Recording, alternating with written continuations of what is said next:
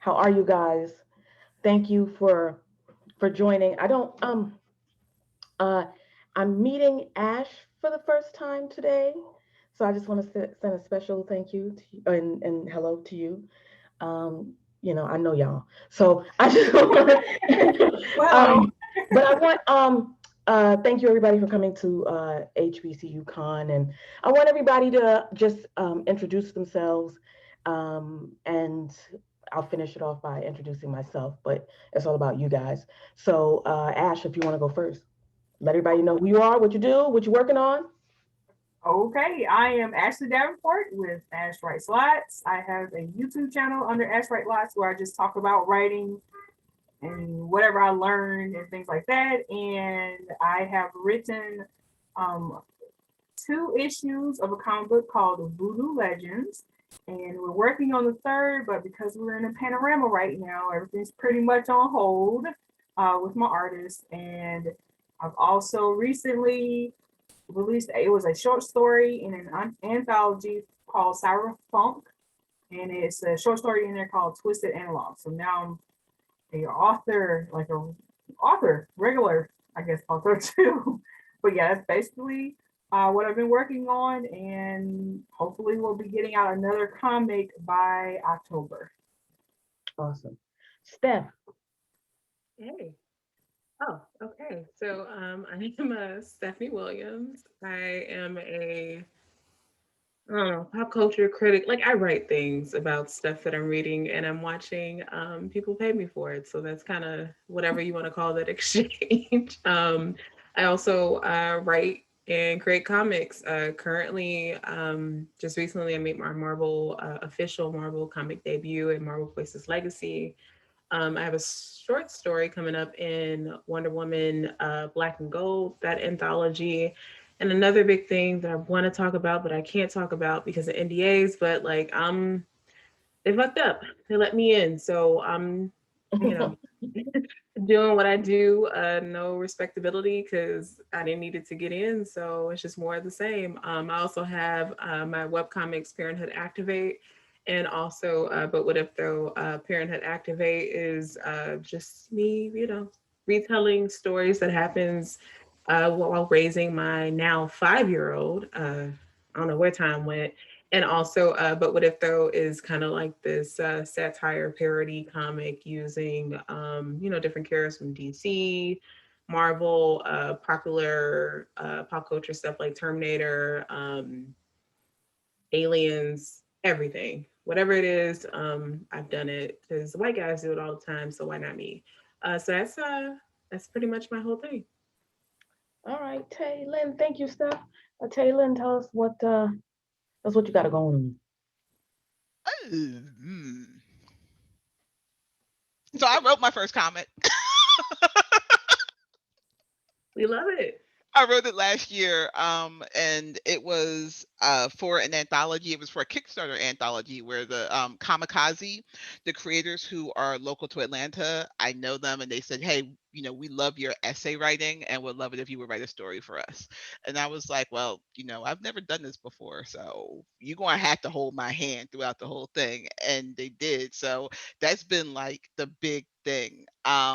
It's just been finished as far as like they're still editing, um like they've got their first draft of it where they're looking at the colors and stuff, and then they're going to send it back to the printer, so it hasn't been printed yet.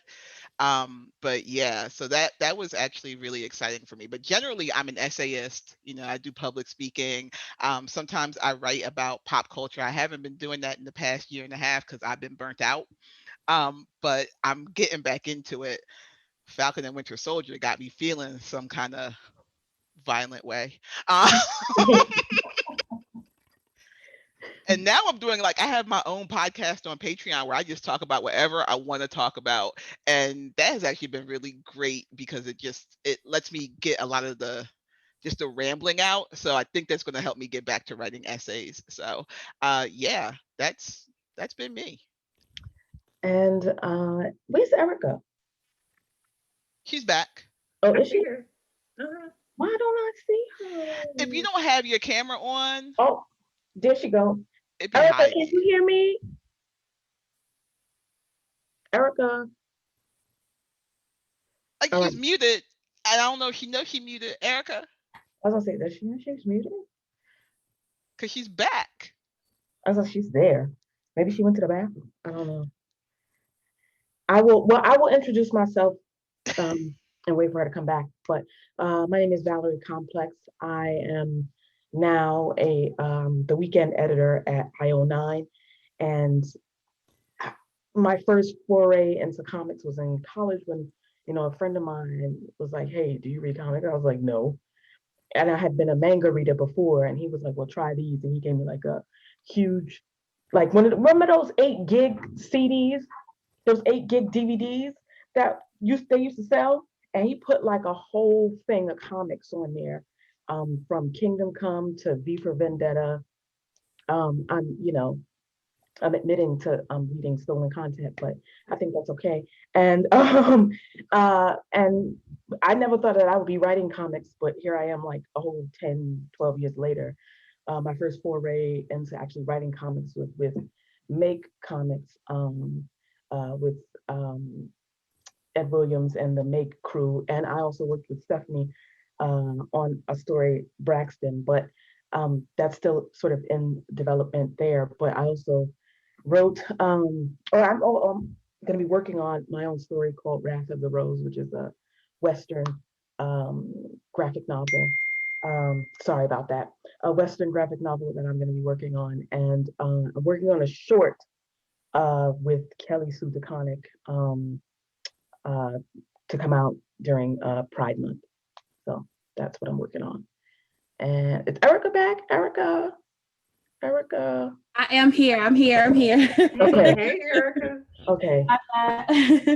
Hey, Erica, we were just doing introductions. Just wondering if you could introduce yourself and tell us what you're doing and what's going on. Sure. My name is Erica Hardison. I'm a journalist and publisher. I write for Flickr and Myth, Elite Daily, other websites about pop culture, comics, diversity, and fandoms.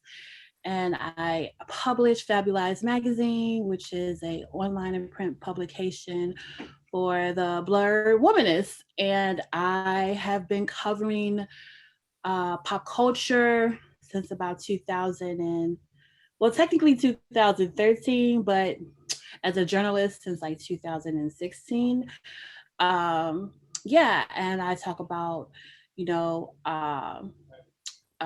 comics and movies, and my reviews have been on Rotten Tomatoes.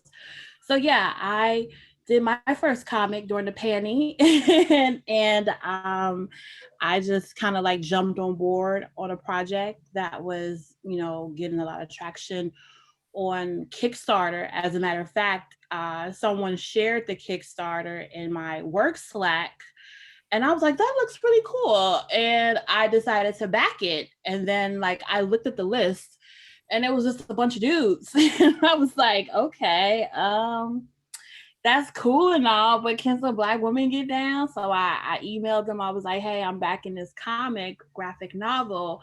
But, if you have any space, I would definitely like to, write my first comic with y'all and write, pitch a story. So they was like, Fabrice, he actually created, or he's one of the co-creators of Spider-Man Noir over at Marvel.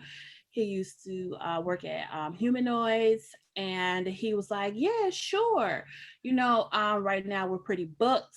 We have like a whole bunch of people that, are trying to be on a project, but if you pitch us something, if anybody drops off or can't do it anymore, we'll reach out to you. So he told me what it was. I knew what it was, a noir story, noir mystery crime. That's like what I like to read in general. So I was like, cool, I could do some, mystery murder, shoot 'em up, bang, bang type shit. So, so I pitched the story. Usually, with noir, you think of like, Humphrey Bogart or like, early Batman, like Detective Batman and Dick Tracy and stuff like that. But, I don't really have a connection to the 20s, 30s, or the 40s. I mean, I can make it up in my head, but I wanted to write something that had a little bit more fluidity to it. So I was like, you know what? We old as fuck now. So the 90s is historical fiction. So let me write something based on something I know firsthand experience on. So I was like, you know what? I'm gonna make a noir story, but kind of modernize it by setting it in the New Jack Swing era. So it was kind of like a kid and play meets like Dick Tracy 7-page comic where there's like this queer private investigator with like a bomb ass mushroom cut and an 8-ball jacket trying to figure out who trying to screw over her high school crush who's like this up and coming 90s singer and stuff like that. So I'm happy people seem to like it. It just so happened that it looks similar to Queen Latifah Equalizer. Uh, so I'm happy. I'm looking forward to like working on another one, and I'm happy to be here with y'all today. Thank you for that, ladies. I wanted to get like right into it and just I want to discover like where did your love of comics and not just comics, like that realm of storytelling and the type of media it is, where did that come from? Where did that start? Um, Anybody can go first. I like to hear the story, so I'm just I don't read comics. I read my first comic in like 2010 because somebody gave it to me. And they were like, "You should read this," and I was like, "There's a lot of pictures."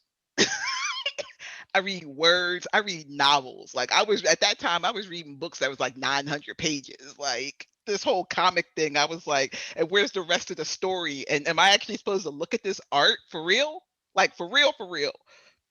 So I'm not a comic person, but I like trying new things, and I'm trying to find a storytelling voice. Like I have a voice for telling essays and talking about social justice and stuff like that and criticizing media, but as far as my fiction writing, I'm still trying to figure out what that looks like. And so this project came up and I was like, I want to try this and just see what it's like, and it's a whole different experience. Like you really have to sit there and figure out, and actually it's very similar because I also work on designing and creating websites as part of my job. It's very similar to web writing in that way, where as you're looking at it, you have to figure out what things you can convey visually and what things you can convey in words, and then parse that out so that you can make it into a concise thing that's happening. And so I guess it's good I had that experience because as I was writing, I was like, okay, so I can just show this in the background. So I'm gonna tell the artist to do this, but here's the dialogue. And it's a lot less words to tell the story, but you really have to be able to see it, which is super cool. So that challenge for me was really what, made me say I'm gonna try it. I mean, there's a lot of difficulty with it, right? Because I feel like comics writing is some of the hardest work that I've ever done because as I come from a screenwriting background, which is completely different, you have to switch off one part of your knowledge and gain another because comics are all still images, right? But as a screenwriter, you write in moving images, so you have to correct yourself when you write about stuff like that and descriptions and dialogue and all that stuff. Thinking about it, it's just sending my blood pressure into overdrive. Um, I'm sorry. Ash. Yeah, I've always been into comics actually. I know my dad got me into Predator and Aliens back when I was like uh maybe 10, I think. I always loved Predator. Predator is my man and he always will be. But other than that, it was basically going from there. I love reading like Berserk once that got started. So I'm into the mangas, animes.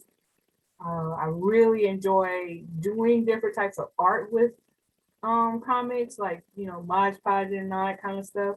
But My love of comics, I've had them since I was younger, and I always wanted to try to write one. And I do enjoy reading novels that are romances, especially paranormal romances. But at the time, we really didn't have very many paranormal romance comics. So I figured, hey, let's go ahead and give it a try, and started working on Blue Legends. And then there was a boom of romance comics coming through. So I was like, all right, well, I guess this idea wasn't very original, but either way, it's still something that we're working on. But yeah, it's mainly it's comics. I have a big collection of comics, and I did jump in Kickstarter.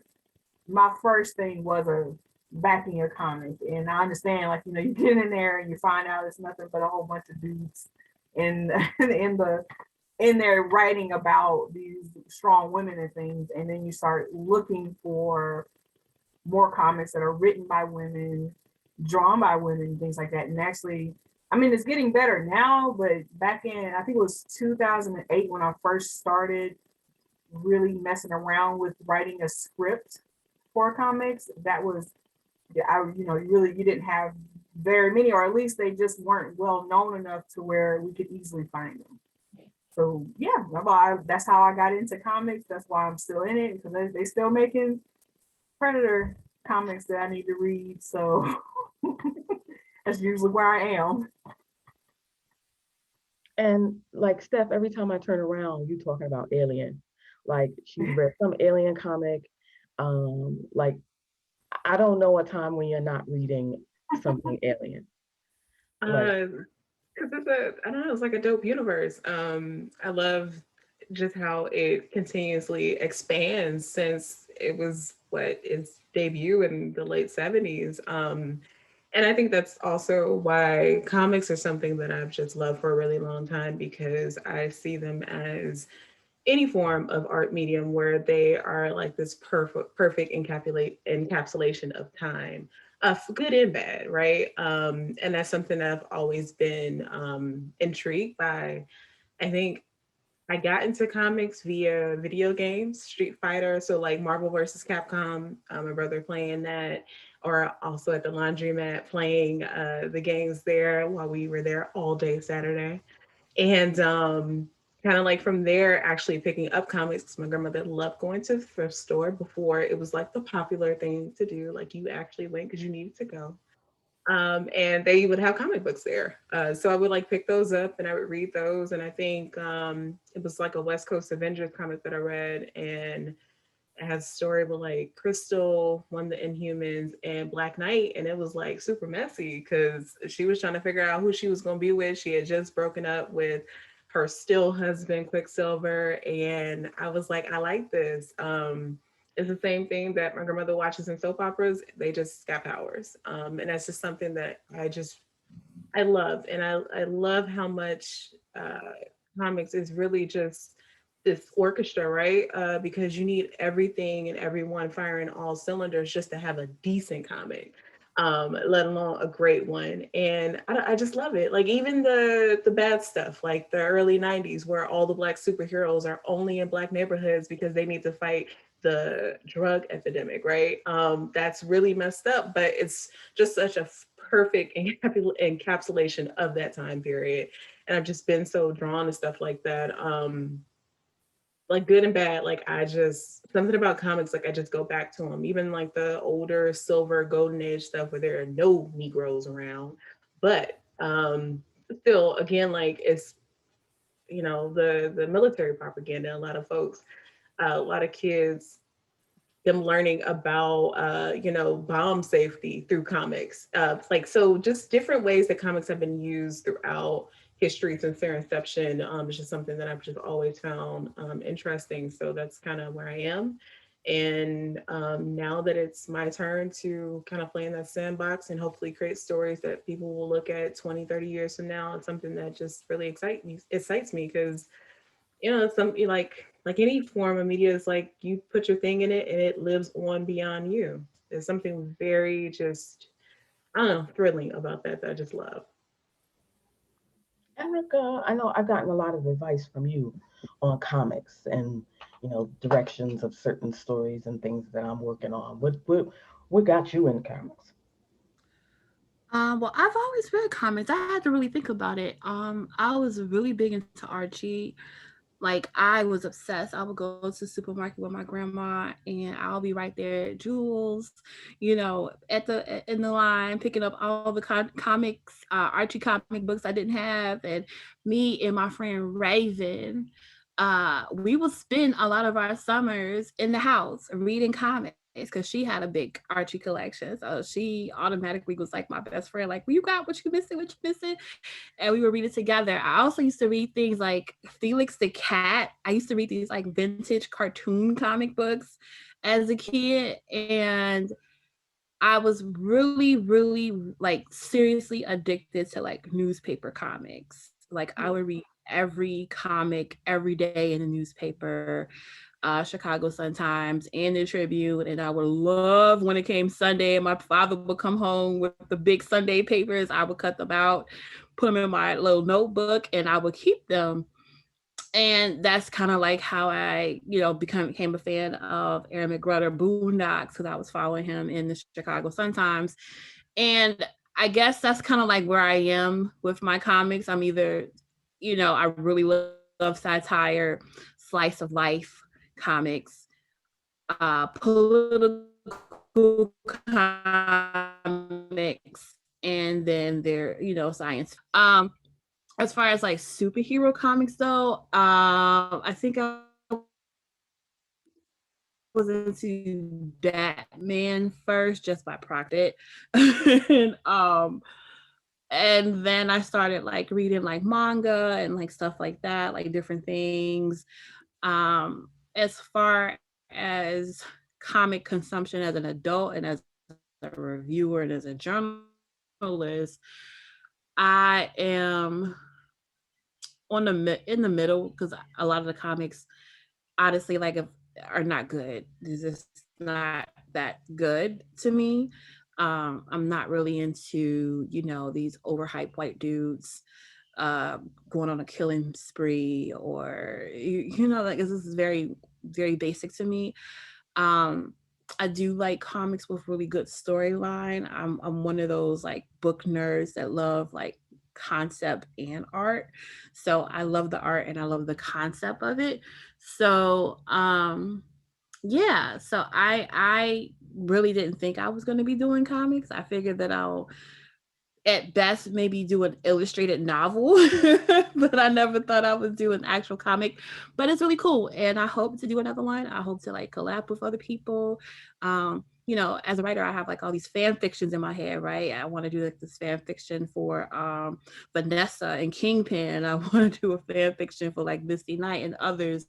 But I would love to like collab with people to do something, especially like women, because I feel like, I see all these dudes doing these interviews and talking about their favorite white influencers or people who inspired them. And I'm like, why don't you drop some Black women once in a while? Like, what Black women influence you? But that's just my, misandry rant. Sorry. Yeah, what's up, Taylor? I changed my answer because I forgot. Like I don't count the funnies, the comics, and the like. I was a huge Calvin and Hobbes person, and there was another comic called Get Fuzzy about a real asshole cat. I I bought the remember that. books. Like I own the anthologies of these because I thought they were awesome. I just didn't do superhero stuff. So all right.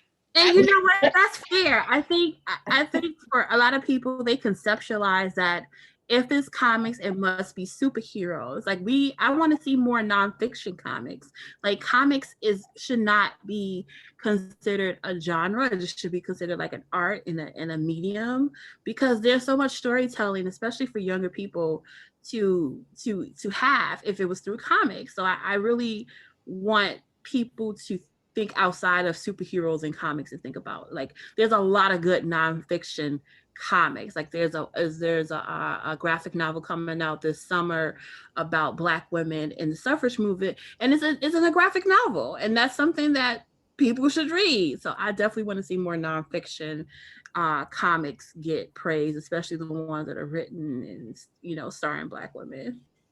What's the main thing, or what are some of the main things you think are plaguing the comic industry outside of just being completely and totally pushing out Black women creators on every level? Talk about that and something else that you may think might be plaguing the comic industry from truly being great.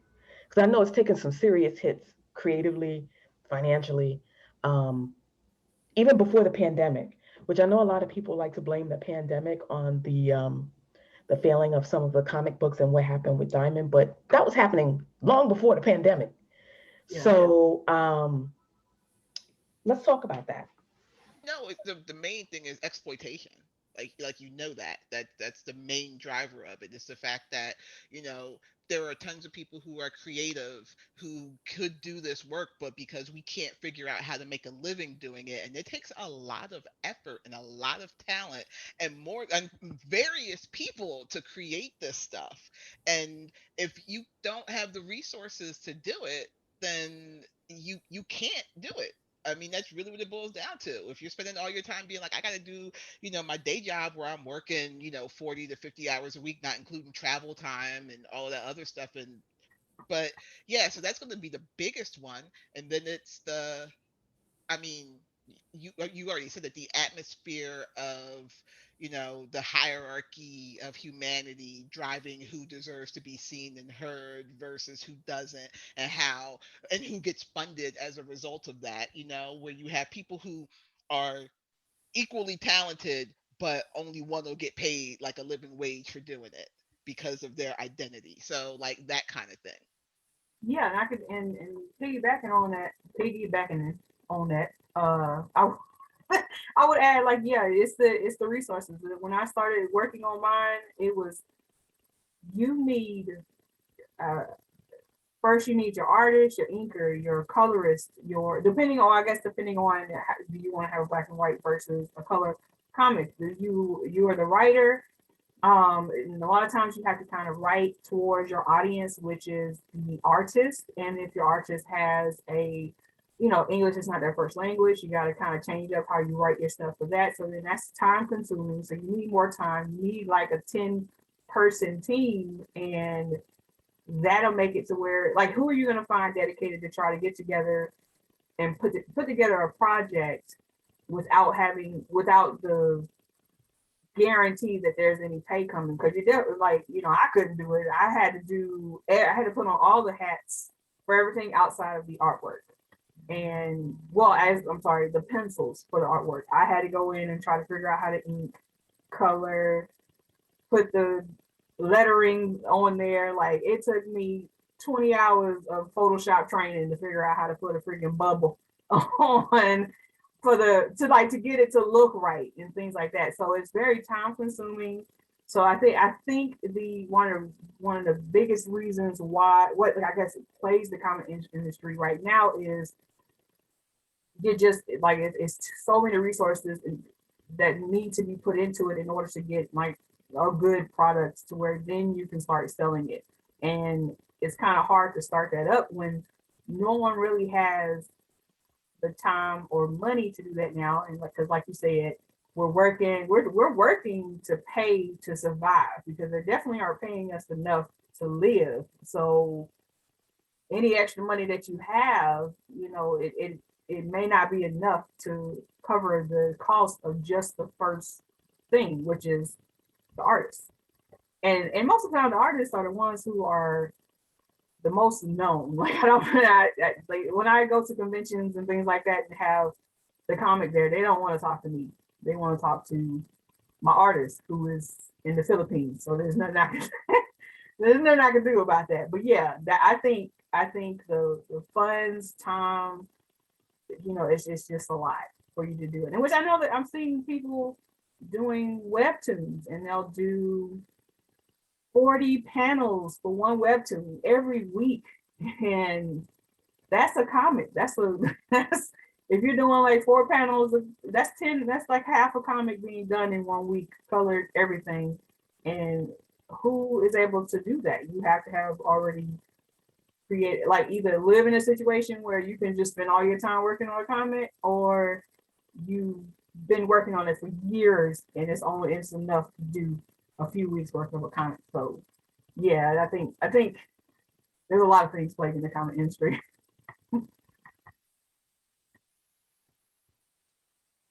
Oh, my bad. I'm on mute. Anybody else had anything to add? No, Ash and Taylor have just really covered it. I'll say men uh, have been That was the gonna be biggest my thing. answer, men. Yeah, and I mean both black and white men on top of that. Oh, yeah. So yeah, and it's just funny enough, all the doors that have opened for me is because I've either just worked strictly with black women or other women of color, or it has been someone either non-binary or identifies as a woman who has been like, hey, I know this writer. She does great work. She's super talented. Like, give her work a look. Those are the people who have been opening doors, and I've been able to do that, vice versa for them. But when it comes to men, Mhm. no. Like Actually, let me when, take that back though, real quick, because Gray Williams, the founder and maker of Make, has been phenomenal. So it's not all men, but in most of my experience, it honestly has been. And that kind of sucks because, like, you would think, especially other black men, you'd be like, hey, we're all in this together, but we all find that is never really actually the case.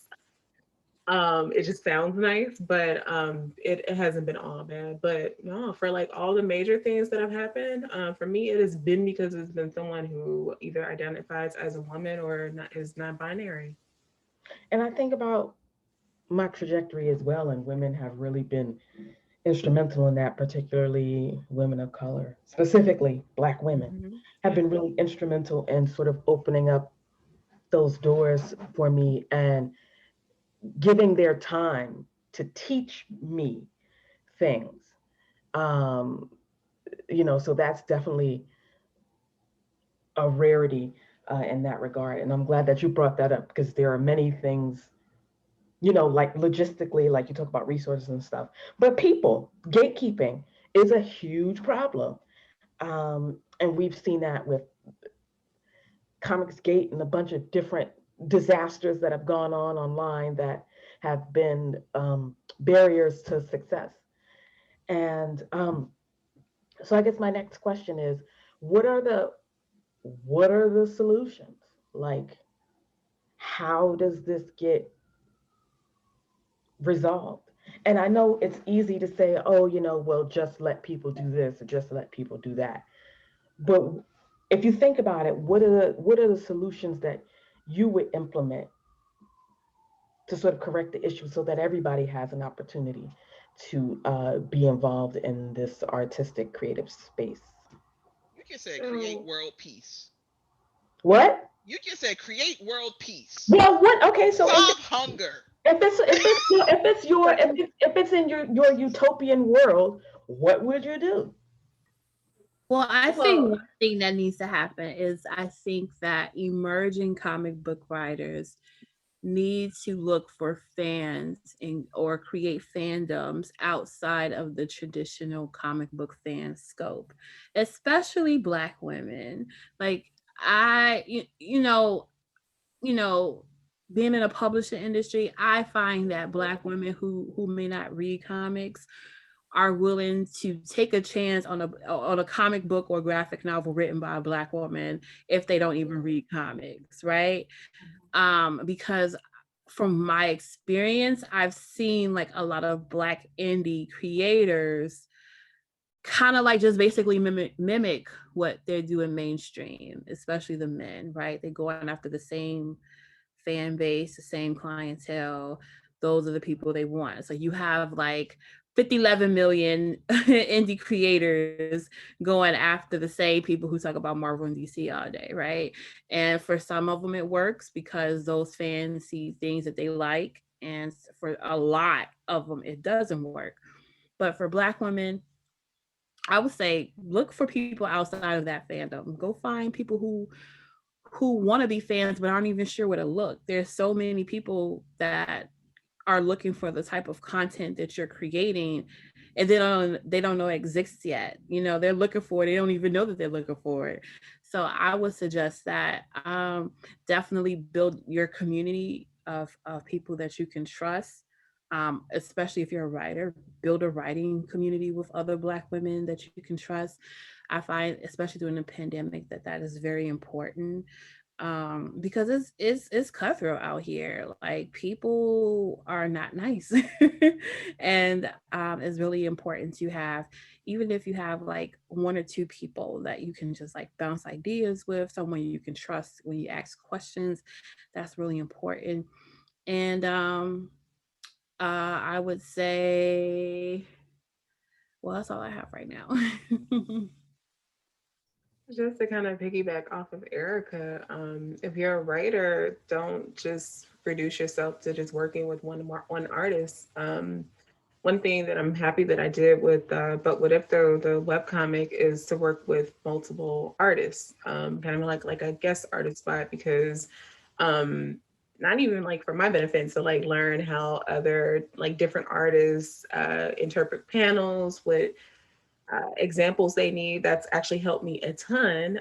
But to create a platform where other artists can be highlighted has been really great. It's been exposed me to a bunch of amazingly skilled and talented Black women, other like women of color, non-binary artists, trans artists, all of them who are just so great at what they do, but unfortunately have not caught the eye of, the more, the bigger companies or whatever.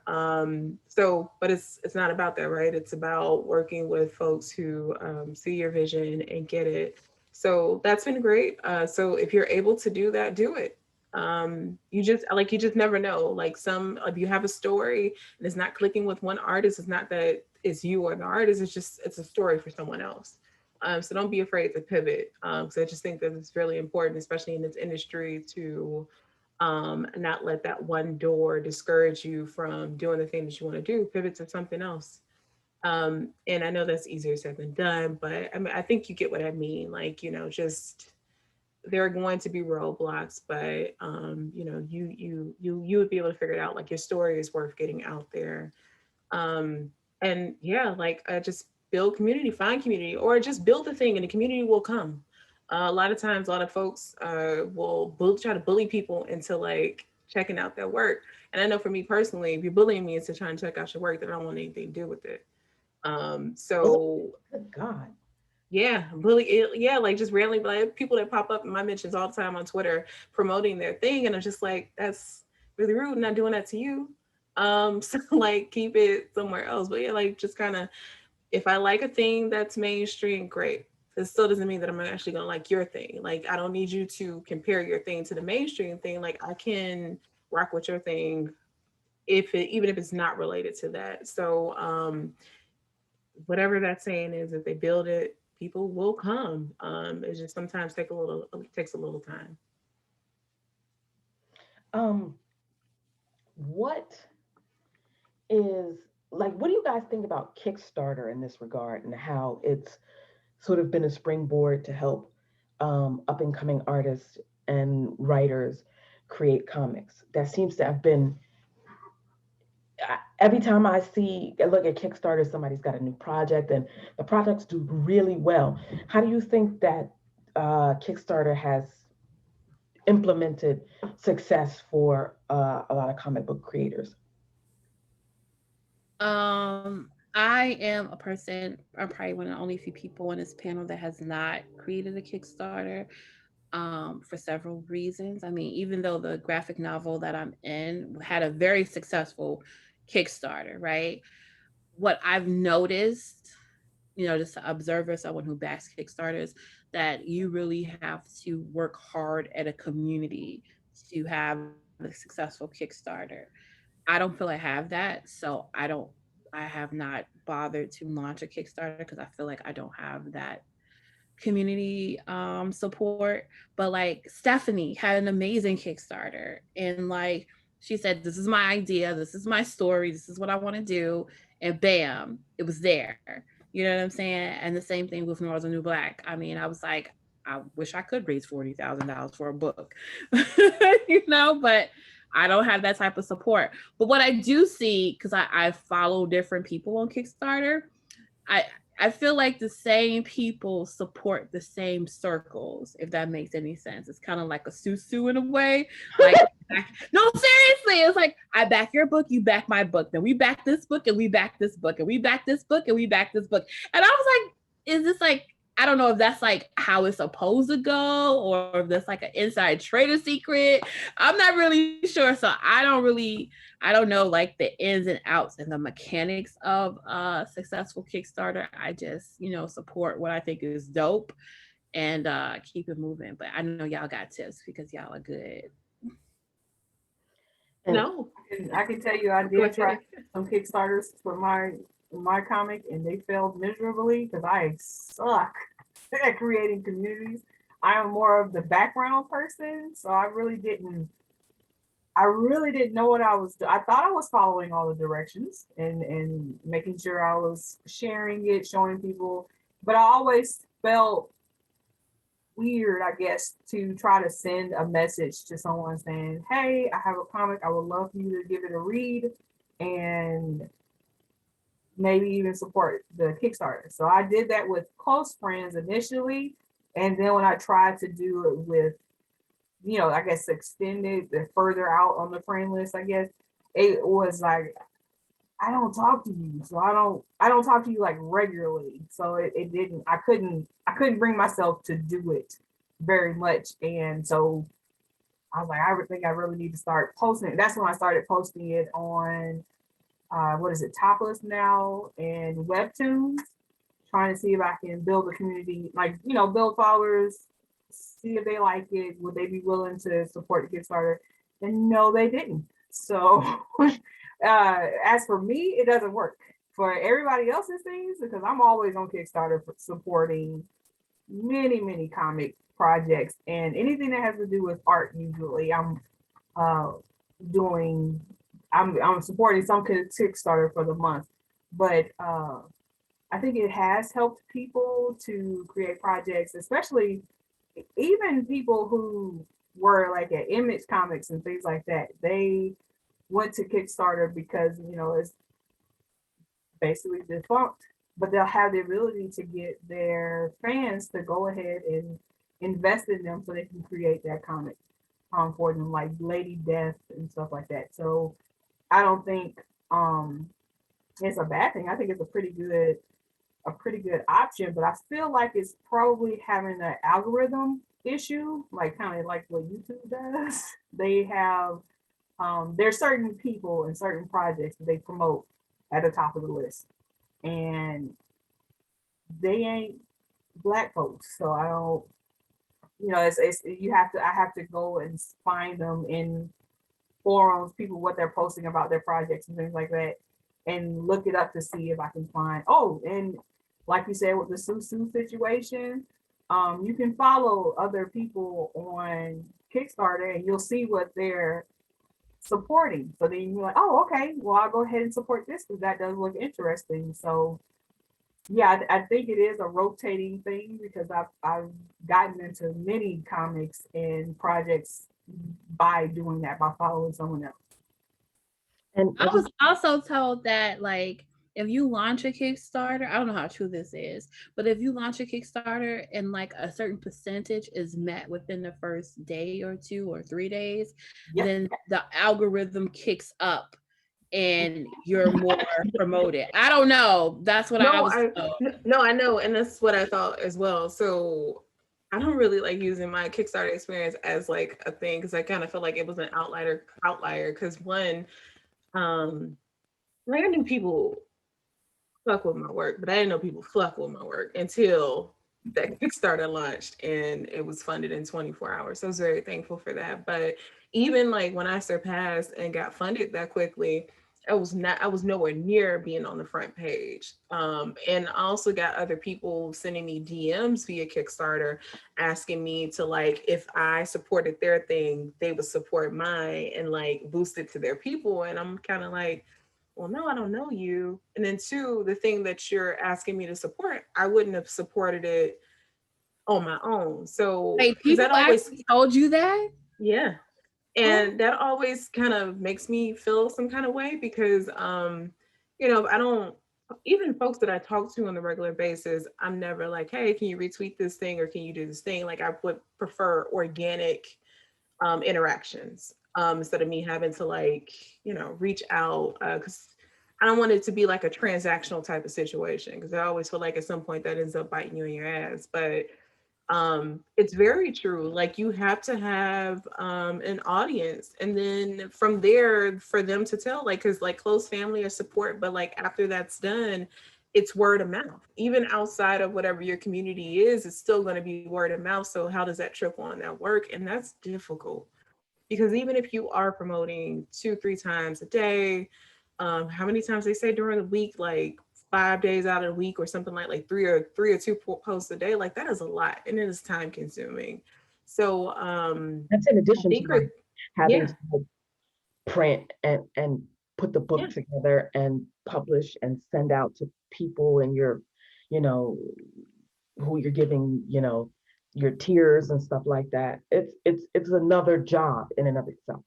it really honestly is. I think that it's a great resource because some amazing projects have been funded. I think of Jamila Rosaire's Watch Day.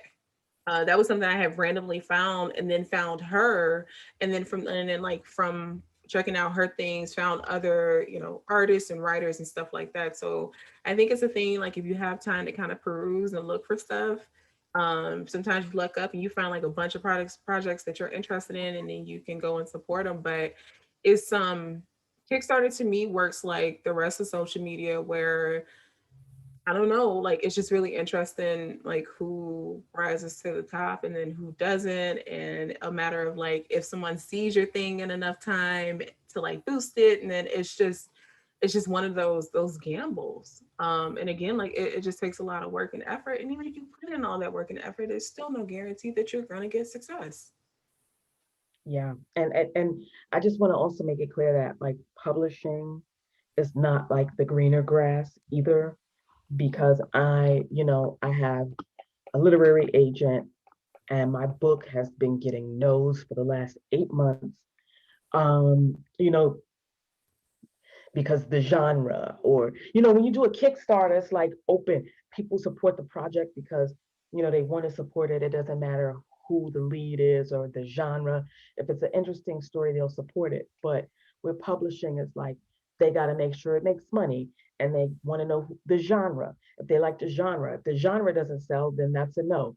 If they're not looking for characters with black leads or leads of color, it's another no. There's a different criteria in publishing that creates so many more barriers. Kickstarter can move very quickly, but once you reach the point where it's time to deliver the goods, it starts to slow down, and the workload gets heavier. But in publishing, it's just a lot of waiting and a ton of no's. And I've talked with my agent about doing Kickstarter because it has almost been a year, and all the rejections that I get are based on the genre, or because it's a Western, or they're not looking for black leads, or they're worried that indigenous people are not working on the project. Like everybody has different reasonings that they list for I mean, not we all know that's accepting. bullshit, right? Oh Yeah, yeah, yeah. I was just saying, like, you were Yes. not. You were. I was like, that's all BS. Because if it Yeah. was some white guy off the street who was pitching the same thing you were, Valerie, they'd be like, absolutely, give it to us right now. yeah, and It's I all horseshit. yeah, but and you I know see what other stories that get publishing that I approved. find that is a issue is like, I review books, so I get books every day. Like I get book mail every day. So I think the problem with Black authors, what the issue is that they always want to tie in other books to your book. And the problem is, Valerie, there's not many books like your book. So they can't identify your book with a white book, right? Because like, Interesting. it is, because it's like, let's say Stephanie comes out with a book, they want to say, The Hate You Give meets Game of Thrones. Like they want to attach your project to something that white audience can easily identify with. And this is with every single book, especially own voices, Black authors and POC authors that I get. They always attach it to like the Latinx version of this, or the indigenous version of this. So that is the biggest problem, because white publishers and and editors are lazy. Instead of looking for a work or finding or reading a work, they can't identify it with a white counterpart. That's Yeah, and hurdle, right? I totally agree. And they add those things like you're saying, like own voices and Black authors, Black characters, and they use that as a way. It gets used against us. So as readers, we wanted those labels so that we know that okay, this thing they're saying is a murder and fried chicken. This is the title of the book. It's got Black characters.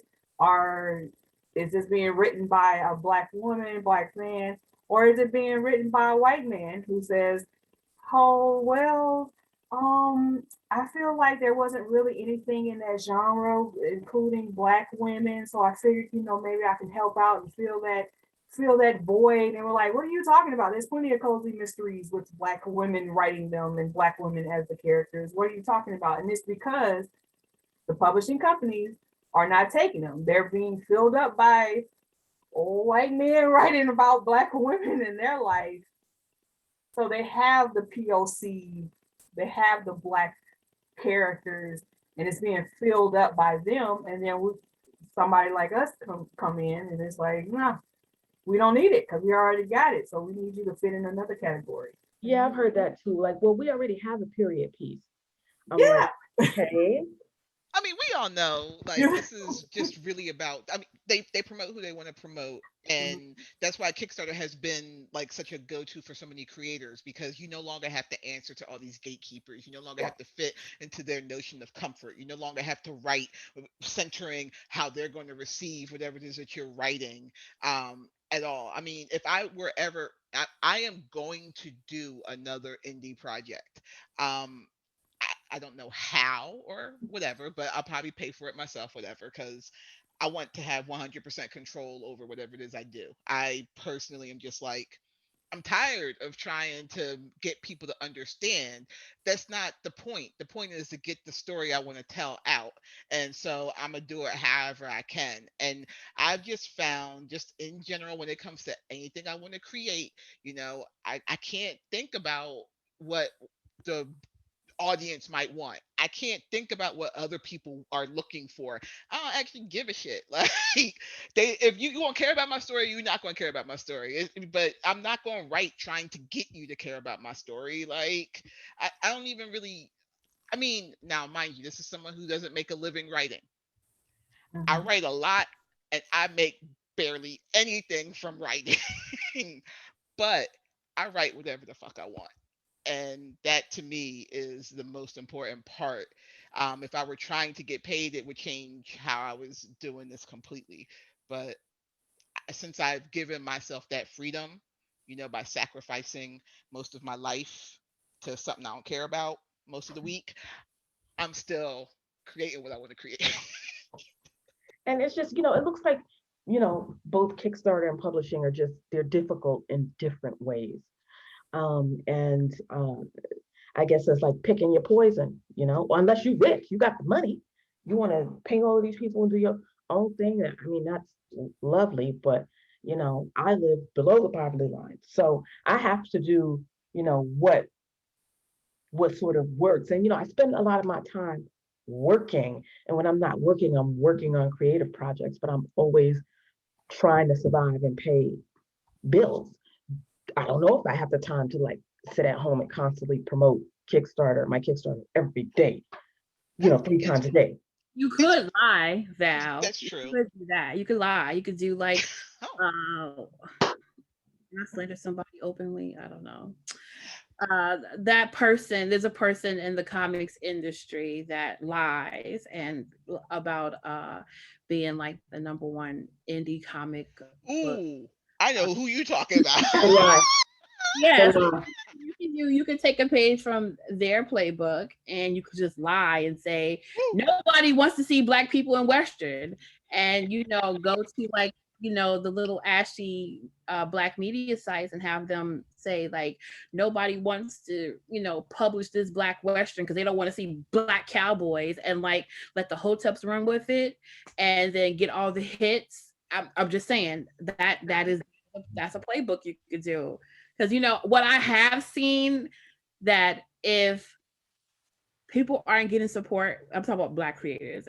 If people aren't getting support, one way to get support is to get the support from the hoteps. And while I think that's a little creepy and kind of like vile, it makes sense because hoteps will buy whatever it is that has black on it because they think that that compensation. Why are you laughing? I'm serious. I mean, Well, that's but they'll definitely only one buy way. it though if I don't know if it's that's my way, but that's one way to do it. Outrage. We only got like 4 minutes left, so I want to go around and tell everybody where they can find you, where they can find your work, and find you on social media and where they can find your work. Ash, you can go first. Oh, okay. Social media, everything is Ash Writes Lots. I have YouTube, Twitter, Instagram, Facebook. You find me on all of those. And I do have a website that is finalbeatcomics.com, which is what I use for my comic book publishing, just basically blogs about stuff. All right, I really need to update it, but that's where you can find all the information about like my artists, things I've been using, and the way that I try to process writing romance into the comic. And yeah, so yeah, Final Beat Comics or Ash Writes Lots, and you'll find me. Anybody want to go next? I'm Talon Kell. I'm on all the old people social media, so that's Instagram, Twitter, and Facebook, and that's it. Um, I do have a Patreon, and it's also Talon Kell. You can find all this on my website, which is talonkell.com, all one word. Um, and yeah, that's where you'll find me.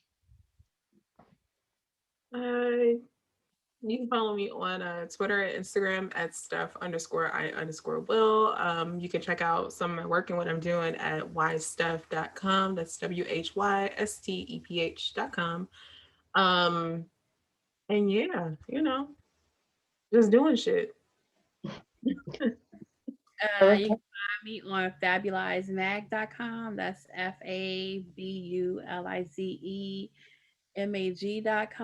FABULIZEMAG.com. Coming out with the upcoming issue that has been delayed over pandemic things, but it's finally coming. It's finally here. The graphic novel, Nora's a New Black. You can just go to fairsquarecomics.com and you can buy the graphic novel.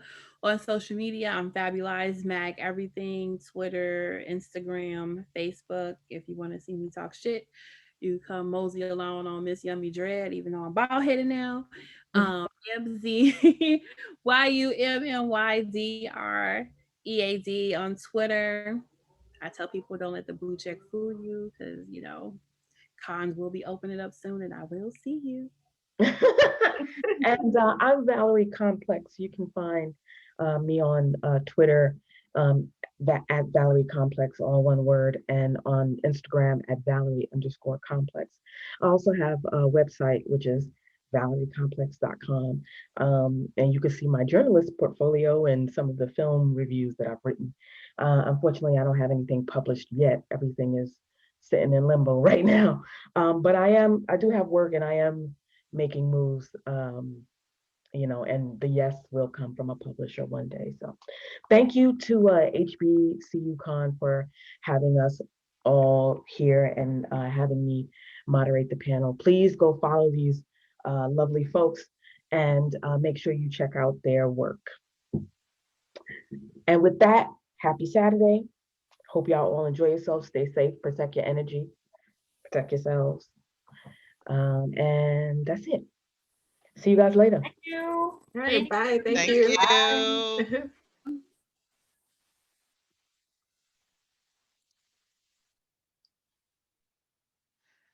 Oh, and everybody straight left. Yeah, everybody dropped out. Don't worry about it.